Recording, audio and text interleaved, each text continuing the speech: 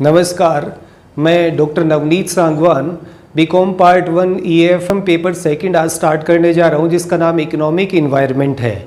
अब economic environment आता है, उसमें इकोनॉमिक फैक्टर्स भी आते हैं और नॉन इकोनॉमिक फैक्टर्स हैं, उनको भी इंक्लूड करा जाता है। तो आज जो चैप्टर स्टार्ट कर रहा हूँ उसका नाम economic and non economic environment in India, Bharat में आर्थिक एवं गैर आर्थिक पर्यावरण। अब कोई भी चीज़ है, चाहे वो किसी भी चीज़ से रिलेटेड हो, बिजनेस हो, प्रोडक्शन हो, मार्केटिंग हो, इन सब में इकोनॉमी है वो कहीं ना कहीं इन्वॉल्व होती है।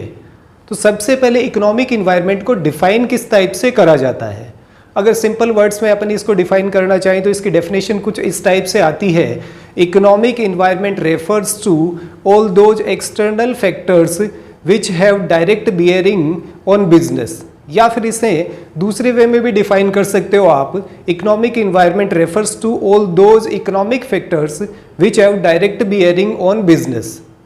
यानी आर्थिक पर्यावरण से तात्पर्य उन सभी बाह्य शक्तियों से होता है जिनका किसी व्यवसाय पर प्रत्यक्ष आर्थिक प्रभाव माना जाता है। अब ये जितनी भी बाह्य शक्तियां हैं, चाहे इंटरनल हो चाहे एक्सटर्नल हो, क्योंकि इन्वायरमेंट को ब्रॉडली दो कैटेगरी में डिवाइड करा जाता है, इंटरनल और एक्सटर्नल। अब एक्सटर्नल फैक्टर्स वो सारे होते हैं जो अनकंट्रोलेबल होते हैं, मीन्स जिनका डायरेक्टली किसी कंपनी, फर्म, बिजनेस है उस पे कंट्रोल नहीं होता है। यानी कोई भी फर्म, कंपनी, बिजनेस या फिर आपके कोई सोल प्रोप्राइटरशिप हो सकता है, वो उन फैक्टर्स को कंट्रोल नहीं कर सकते हैं। वो सारे अनकंट्रोलेबल या फिर एक्सटर्नल फैक्टर्स होते हैं। और इंटरनल फैक्टर्स होते हैं वो किसी भी कंपनी के CEO से लेके उसके एम्प्लॉयज़, उसके फाइनेंशियल पॉलिसीज़, फाइनेंशियल ऑब्जेक्टिव्स, फिर उसका मिशन, विजन, गोल, ऑब्जेक्टिव्स, ये सारी चीज़ें इंटरनल पार्ट में आती हैं। अब यहाँ पे चूंकि अपन इकोनॉमिक इन्वायरमेंट में एक्सटर्नल फैक्टर्स को या फोर्सेस को ले रहे हैं जिनका बर्डन डायरेक्टली या उनकी बियरिंग डायरेक्टली किसी बिजनेस पे आती है। अब ये डेफिनेशन होने के बाद में कोई भी चीज़ है उसकी कैरेक्टरिस्टिक्स आती हैं। तो इसमें अब अपन डिस्कस करेंगे कैरेक्टरिस्टिक्स ऑफ इकोनॉमिक इन्वायरमेंट, यानी आर्थिक पर्यावरण की कौन कौन सी विशेषताएं होती हैं या फिर उसकी क्या प्रकृति होती है। जिसमें नंबर 1 आता है रिलेटेड विद इकोनॉमिक एक्टिविटीज, आर्थिक क्रियाओं से संबंधित जो कोई एक्टिविटी जिसमें किसी भी टाइप का मनी का इन्वॉल्वमेंट होता है वो आपकी इकोनॉमिक एक्टिविटीज होती है। यानी बार्टर सिस्टम को इसमें इंक्लूड नहीं करा जाता है और जो फ्री हाउस होल्ड सर्विसेज होती है उसको इसमें इन्वॉल्व नहीं करा जाता है। सिंपल आपकी जितनी भी इकोनॉमिक एक्टिविटीज़ हैं उन्हीं को इकोनॉमिक इन्वायरमेंट में इंक्लूड करा जाता है। इट मीन्स इकोनॉमिक इन्वायरमेंट है वो प्योरली इकोनॉमिक एक्टिविटीज से रिलेटेड होता है। सेकंड आपका इसमें आता है impact of geographical, political and social environment, भौगोलिक, राजनीतिक एवं सामाजिक पर्यावरण का प्रभाव। कोई भी इकोनॉमिक इन्वायरमेंट है उस पे ज्योग्राफी का इम्पैक्ट आता है। जैसे बिजनेस के पॉइंट ऑफ व्यू से अपन बात करें, अभी विंटर सीजन आने वाला है, इस पर्टिकुलर टाइम पे जो वुलन क्लोथ्स आप J&K, राजस्थान यहाँ पे सेल आउट कर सकते हैं, वो सारे गोवा और इस टाइप के स्टेट है वहाँ पे सेल आउट नहीं कर सकते। यानी ज्योग्राफिकल लोकेशन है उसका बड़ा इम्पैक्ट आता है। अगर आपका प्लेन एरिया है और जहाँ पे रिवर्स, नदियाँ वगैरह बहती हैं तो एग्रीकल्चरल पर्पज से वो आपके लिए साउंड माना जाएगा। ऐसे ही आपके लिए दूसरे कोई नेचुरल रिसोर्सेज हैं तो उसके लिए अलग एरिया होता है। डेजर्ट है वो आपका लेस प्रोडक्टिव एरिया माना जाता है। तो ज्योग्राफिकल जो एरिया है उसका इम्पैक्ट है वो इकोनॉमिक इन्वायरमेंट पे आता है। दूसरा पॉलिटिकल इन्फ्लुएंसेज हैं वो भी देखने को मिलते हैं। जैसे ही पॉलिटिकल पार्टी आपकी दूसरी आती है उसके जो एजेंडा होते हैं या पॉलिसीज होती हैं वो डिफरेंट या चेंज हो जाती हैं। ऐसे ही जो सोसाइटी का व्यू है या आपका सोशल इन्वायरमेंट है उसका डायरेक्ट इम्पैक्ट है वो इकोनॉमिक इन्वायरमेंट पे देखने को मिलता है। फिर थर्ड इसमें आता है guided and operated by government, सरकार द्वारा मार्गदर्शन एवं संचालन। जितनी भी इकोनॉमिक पॉलिसीज होती है, फॉर एग्जांपल यहाँ पे अपन लेना चाहें तो जैसे फिस्कल पॉलिसी हो गया, मॉनेटरी पॉलिसी हो गया, लेबर पॉलिसी हो गया, फिर उसके बाद में आपकी इंडस्ट्रियल पॉलिसी हो गया, एग्रीकल्चर पॉलिसी हो गया, ये जितनी भी पॉलिसीज हैं, या फिर आप ट्रेड पॉलिसी जिसे एक्सपोर्ट इंपोर्ट पॉलिसी बोलते हैं, ये जितनी भी पॉलिसीज हैं वो आपके गवर्नमेंट है उससे बनाई जाती है। यानी गवर्नमेंट इनको फ्रेम करने का काम करता है। इट मीन्स इकोनॉमिक इन्वायरमेंट है वो डायरेक्टली या indirectly guided and operated by government होता है।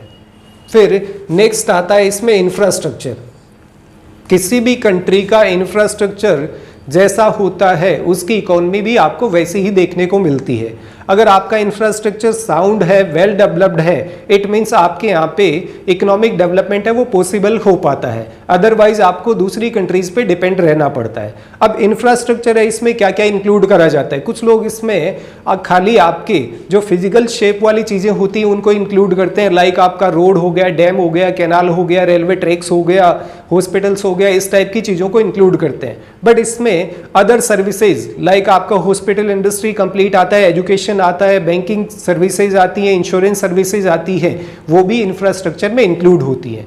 अगर इंफ्रास्ट्रक्चर साउंड है तो डेफिनेटली इकोनॉमिक डेवलपमेंट है वो इंश्योर हो पाता है। फिर नेक्स्ट आता है पब्लिक अप्रोच, जनता का दृष्टिकोण। पब्लिक अप्रोच मीन्स आपके यहाँ की जनरल पब्लिक है वो किस अप्रोच की तरफ रहती है, मीन्स उसका टारगेट यही होता है कि अर्न करो फिर उसको यूज करो एंड कंप्लीट, या फिर आप फ्यूचर के लिए कुछ सेव करना चाहते हैं। बट यहाँ पे ज़्यादा अर्न करना और ज़्यादा कंज्यूम करना मीन्स आपका जो भौतिकवाद होता है, अगर पब्लिक उसमें बिलीव करती है तो डेफिनेटली इनकम है वो इंक्रीज होगी, रीजन बीइंग आप अपने फिजिकल सेटिस्फेक्शन के लिए ज़्यादा अर्न करने लग जाते हैं। फिर नेक्स्ट आता है distribution of wealth in society, समाज में धन का वितरण। कंट्री में अगर आपका इक्विटेबल डिस्ट्रीब्यूशन ऑफ वेल्थ या इनकम होता है तो डेफिनेटली सोसाइटी के जितने भी पार्ट होते हैं सब सिमिलरली डेवलप होते जाते हैं। और अगर आपका डिस्ट्रीब्यूशन ऑफ वेल्थ है उसमें डिफरेंट क्लासेस बनती हैं, लाइक आपका सुपर रिच क्लास हो गया, रिच क्लास हो गया, फिर upper middle class, lower middle class, poor class. अगर आपने इस टाइप से आपकी वेल्थ का डिस्ट्रीब्यूशन करा है तो डेफिनेटली वहाँ पे इम्बैलेंस्ड डेवलपमेंट ऑफ इकोनॉमी होता है, यानी कुछ आपका सोसाइटी ऐसी होती है जिसके पास रिक्वायरमेंट से ज़्यादा वेल्थ होती है एंड कुछ सोसाइटी ऐसी होती है जो अपनी बेसिक नीड्स को भी फुलफिल नहीं कर पाती है।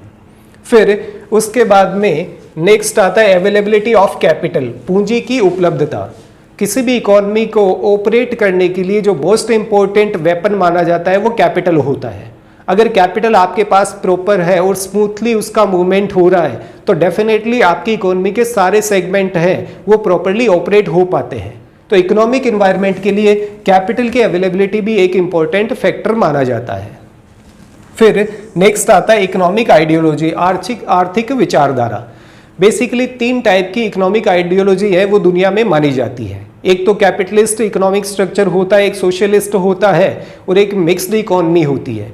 कैपिटलिस्ट इकोनॉमिक सिस्टम होता है वहाँ पे कोई भी पर्सन है वो इंडिविजुअल ग्रोथ के लिए वर्क करता है, बट उसके सिमिलरली वहाँ पर इकोनॉमिक डेवलपमेंट के चांसेस हैं वो ज़्यादा बेटर माने जाते हैं। और सोशियोलॉजिकल स्ट्रक्चर होता है, समाजवाद जिसे बोला जाता है, अगर वो स्ट्रक्चर है तो वहाँ पे अर्निंग का मोटिव है वो मिनिमम देखने को मिलता है, रीजन बीइंग जितने भी रिसोर्सेज हैं या मीन्स ऑफ प्रोडक्शन है उस पर कंप्लीट कंट्रोल गवर्नमेंट का होता है और गवर्नमेंट है वो इक्विटेबल डिस्ट्रीब्यूशन ऑफ वेल्थ को एंश्योर करती है। और मिक्स्ड इकोनॉमी है उसमें आपके कैपिटलिस्टिक स्ट्रक्चर को और सोशियोलॉजिकल स्ट्रक्चर है दोनों को इंक्लूड करा जाता है। फिर नेक्स्ट आता है प्लान्ड इकोनॉमी, नियोजित अर्थव्यवस्था। हालांकि प्लान्ड इकोनॉमी है वो इनडायरेक्टली पार्ट आपके सोशलिस्टिक स्ट्रक्चर और मिक्स्ड इकोनॉमी का माना जाता है। प्लान्ड इकोनॉमी जैसे इंडिया में 1950 से आपके 5 इयर्स प्लान बनते जा रहे हैं, 1951 से लेके 56 तक फर्स्ट प्लान बना था, फिर उसके बाद में डिफरेंट 5 इयर्स प्लान आए। 12th 5 इयर्स प्लान है वो कंप्लीट हुआ, उसके बाद में इंडिया में नीति आयोग आया एंड नीति आयोग है उसने आपके 1 year policy, 3 year policy and 7.5 years vision document release करना स्टार्ट करा है। यानी प्रॉपर प्लानिंग होती है इकोनॉमिक डेवलपमेंट के लिए तो वहाँ पे डेफिनेटली इकोनॉमिक डेवलपमेंट है वो इंश्योर हो पाता है। और लास्ट आता है मॉरल फैक्टर्स, नैतिक तत्व। कोई भी कंट्री है उसके इकोनॉमिक डेवलपमेंट के साथ साथ मॉरल डेवलपमेंट है वो भी रिक्वायर्ड होता है। अगर मॉरल डेवलपमेंट आपकी कंट्री में जनरल पब्लिक का है इट मीन्स वो एक पर्टिकुलर एथिकल वे से अर्न करने की कोशिश करते हैं, और अगर मॉरल डेवलपमेंट नहीं होता है या मॉरल फैक्टर्स को कंसीडर नहीं करा जाता है वहाँ पे एक ही टारगेट होता है, एनी हाउ अर्न करना होता है, या येन केन प्रकरण कैसे भी करके अर्निंग को इंक्रीज करना होता है और फिर उसको यूज लेना होता है। तो इकोनॉमिक डेवलपमेंट में मॉरल फैक्टर्स हैं वो भी अपना एक इम्पोर्टेंट रोल प्ले करता है। तो तो ये आज के इस वीडियो में 2-3 चीज़ें अपन लोगों ने डिस्कस करी हैं। एक तो इकोनॉमिक इन्वायरमेंट है और एक नॉन इकोनॉमिक इन्वायरमेंट। उसमें मेनली स्टार्ट करा है इकोनॉमिक इन्वायरमेंट। उसकी डेफिनेशन क्या होती है? ऑल एक्सटर्नल फैक्टर्स होते हैं जिनका डायरेक्टली बियरिंग होता है किसी भी बिजनेस पे या इकोनॉमी पे। फिर उसके बाद में उसकी डिफरेंट कैरेक्टरिस्टिक्स हैं, वो इकोनॉमिक इन्वायरमेंट की कौन कौन सी होती है, इसके बारे में डिस्कस करा है। उम्मीद करता हूं समझ में आया होगा। नेक्स्ट वीडियो में इसका फर्दर पार्ट है, उसको स्टार्ट करेंगे। तो आज के लिए इतना ही। Thank you. जय हिंद, जय भारत।